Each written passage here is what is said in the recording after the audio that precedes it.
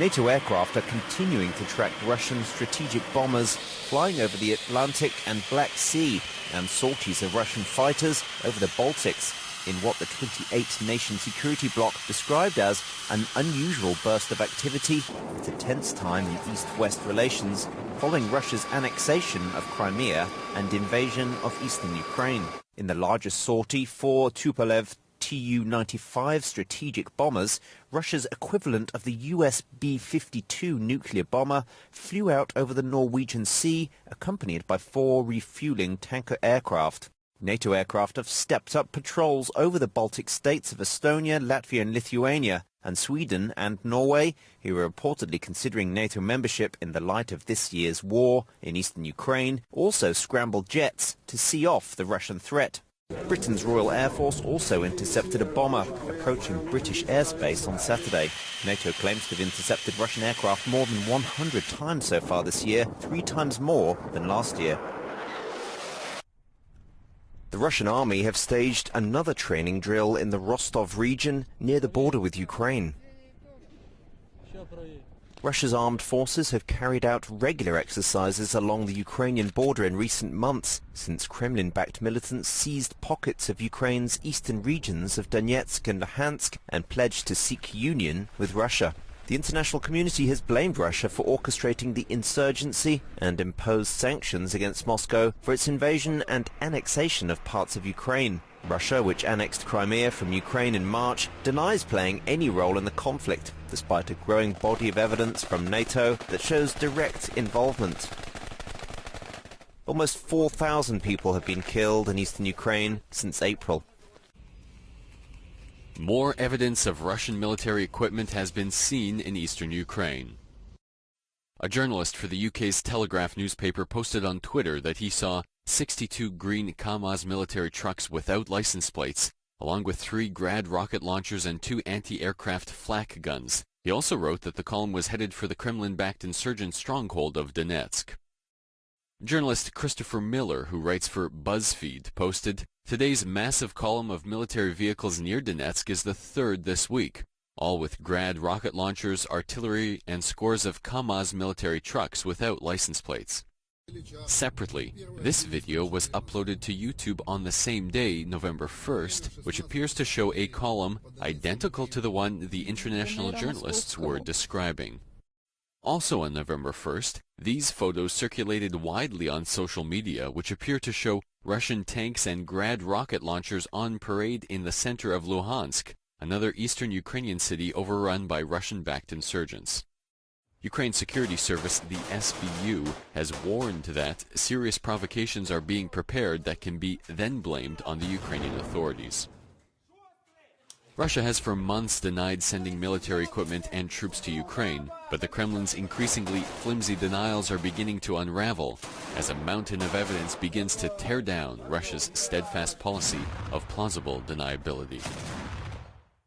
A-list Russian actor Mikhail Poroshenkov has sparked outrage by firing on Ukrainian positions whilst visiting Kremlin-backed insurgents in East Ukraine. SCE officials slammed the star's behavior as a disgraceful and dangerous abuse of press insignia. Critics claimed that the star's actions had undone years of international efforts to protect journalists in war zones. Ukrainian Minister of Internal Affairs Arsen Avakov took his condemnation one step further, opening a criminal case against the A-list Russian actor for his participation in hostilities in East Ukraine. With Ukrainians living in the occupied parts of the Donbass voting in insurgent-run elections on Sunday, major flaws in the ballot have been exposed.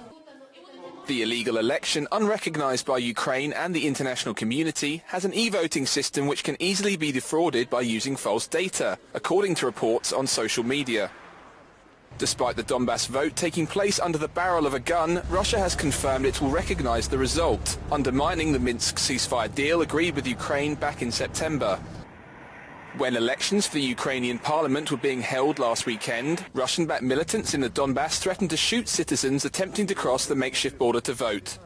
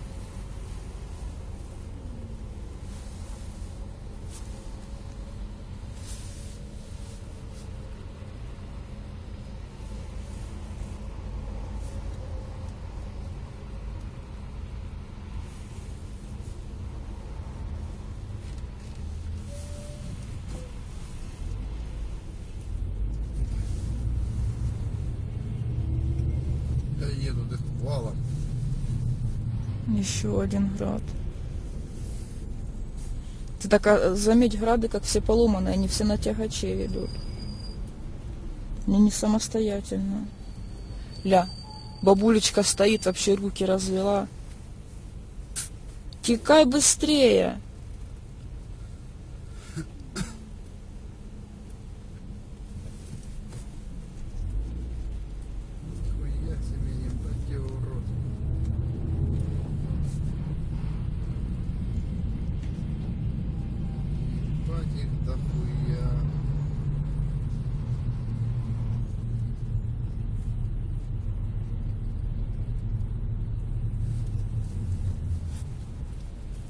Чё я дура сразу не начала снимать с самого начала?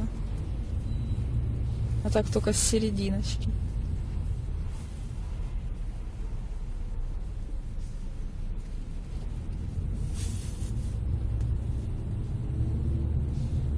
Проспект Ильича, 01.11.14. Время 16:34 по донецкому времени. ДНР московскому. Стандартная ситуация. Ну, военная техника. Штук 60 единиц где-то мы насчитали. Ну, больше 47 это точно. Еще один град.